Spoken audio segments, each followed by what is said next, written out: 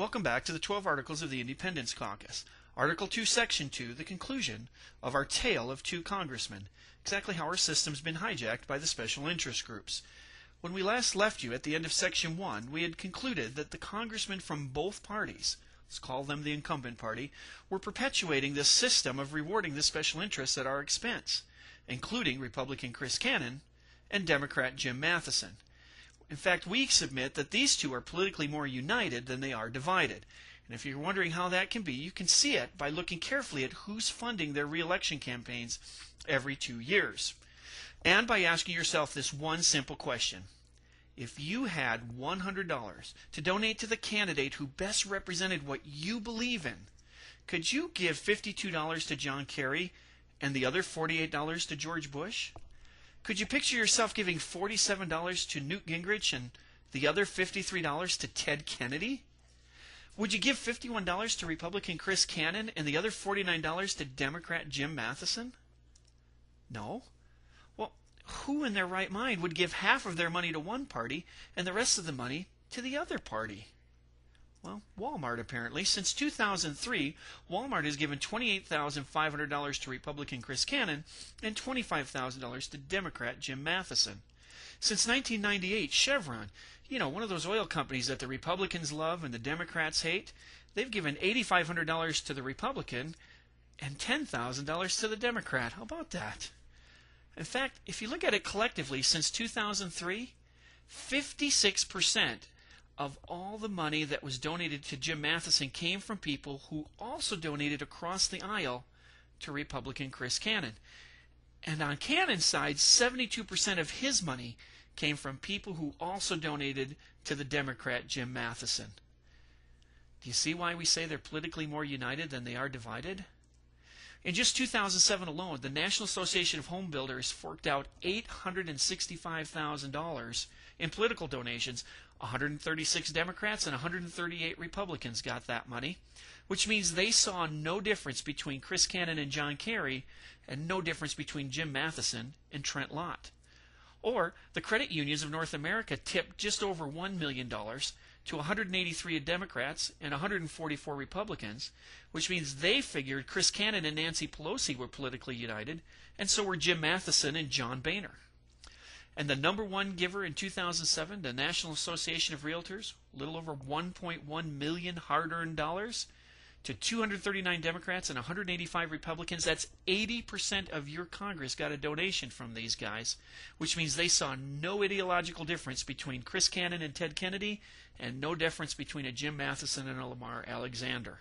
Now that you know that 90% of all special interest money goes to incumbents and then 94% of them keep getting reelected year after year, does it really matter which party controls Congress? It's gotten so bad that even the reforms, like identifying who requested an earmark, turns out to be nothing more than a red herring because of the incumbent party. Because watch this. We're going to show you an earmark requested by Republican Chris Cannon and then an earmark requested by Democrat Jim Matheson. See if you can tell if there's any difference at all, if it matters at all, who requested the earmark. In 2007, the city of Eagle Mountain took $40,000 of their tax dollars and gave it to a lobbyist called Leon Smith. And Leon Smith has donated at least $10,000 to Chris Cannon and at least $5,500 to Jim Matheson. So when Chris Cannon requests a $300,000 earmark and Matheson joins Cannon voting for it, well, that gives Eagle Mountain a nifty 10-to-1 return. Does it really matter that it was Chris Cannon who requested the earmark and not Jim Matheson? Or when the city of St. George took $40,000 of their tax dollars and gave it to lobbyist Marcus Faust. And Marcus Faust, who has donated at least $6,000 to Jim Matheson and $5,500 to Chris Cannon. Now that Jim Matheson requested the $500,000 earmark and Chris Cannon joined him in voting for it, giving St. George their nifty 30-to-1 return, does it really matter that it was Matheson who requested it and not Cannon? Not really. These guys are politically more united than they are divided. Here's a big question for you. Why would the city of Eagle Mountain and the city of St. George have to hire a lobbyist to talk to their congressman? It's not like they're strangers. The city officials of Eagle Mountain actually are on Chris Cannon's re-election steering committee. And I'm pretty sure if you were on a congressman's steering committee for their re-election, you could probably pick up the phone and give him a phone call and he'd probably take the call. But instead they hire lobbyists. So why is that? Well, consider this.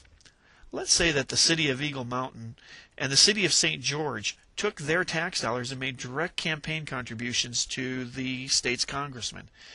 Probably wouldn't go over very well, would it? But here's a great idea. Instead of giving money to the congressman, let's hire lobbyists. And then if the lobbyists just happen to give money to the congressman, hey, problem solved. Here's another red herring you're going to hear a lot about in this election. Approval or defeat of an earmark has no effect on the size of the budget or the amount government will spend, quote unquote. Well, that's technically true, but when you really look at it, there's some flaws in that argument. For example, take the $100 billion that we appropriated to give to our troops in Afghanistan and Iraq. Congress earmarked 1 out of every 5 of those dollars for non-war spending, such as $27 million that went to sugar processors in those terrorist hotbeds like, Hawaii and Minnesota. And in case you're wondering why we would do that, why we'd take money that's supposed to go to the troops and give it to sugar processors, keep in mind that these sugar processors were giving money to representatives all over the country in both parties, including donating at least $10,000 to Jim Matheson and at least $16,500 to Chris Cannon. So while it's true that that earmark didn't take away or add anything to the overall $100 billion bottom line, we are going to have to pay for it because the troops got $20 billion less dollars to spend on things like, maybe a Kevlar vest or two, or maybe a vehicle that would stop some roadside bombs. So somebody has to pay for that earmark. Either our troops in Iraq are going to pay with their lives, or somewhere down the road we have to come up with another $20 billion to buy those things for our troops.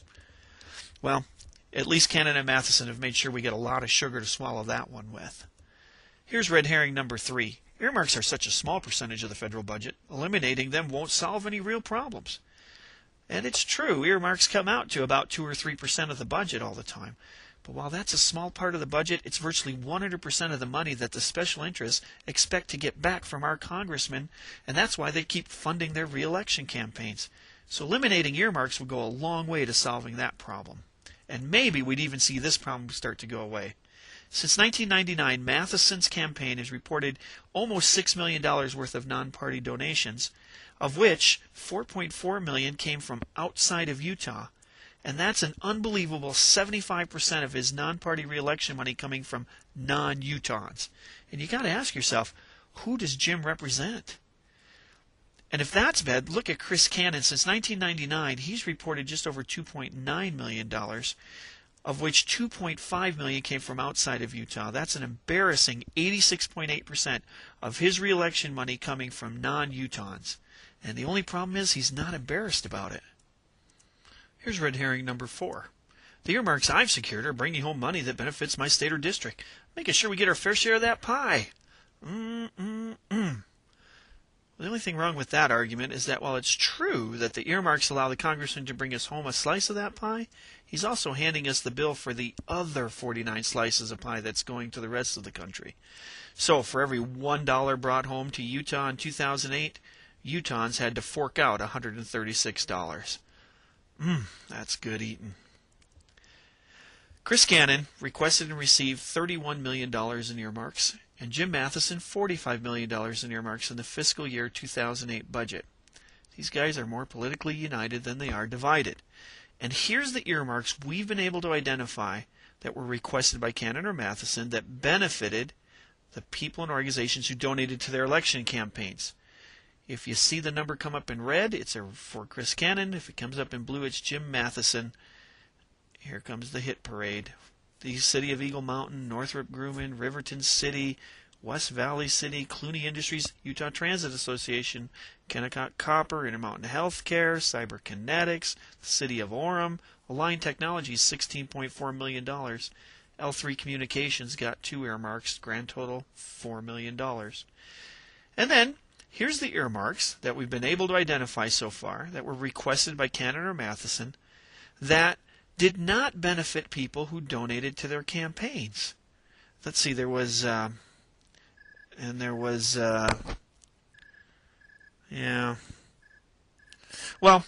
we'll keep looking, and we're going to let you know as soon as we find any. On one level, you could look at every defense budget earmark requested by Cannon and Matheson as flat-out gifts, since not one of them, not one, was requested by the Pentagon. So the 7 companies that got earmark requests from Cannon and Matheson in this budget, they donated at least $73,000 to Chris Cannon and at least $94,000 to Jim Matheson. Their share of the 2008 earmarks, $26.2 million they brought home.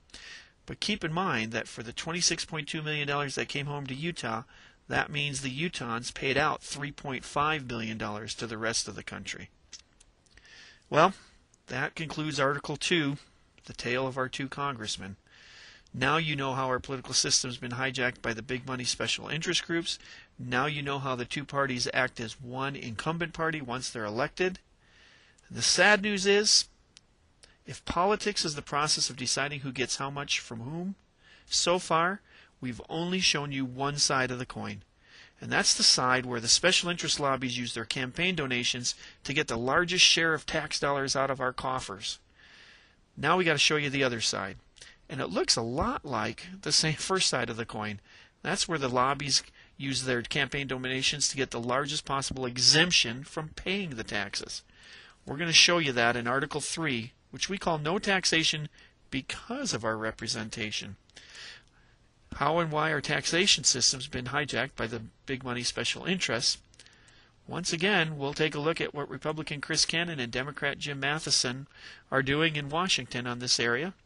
And you can see it at www.ourcaucus.com. Sincerely, John Q. Caucus, the combined voice of the steering committee of the Independence Caucus. We'll see you there.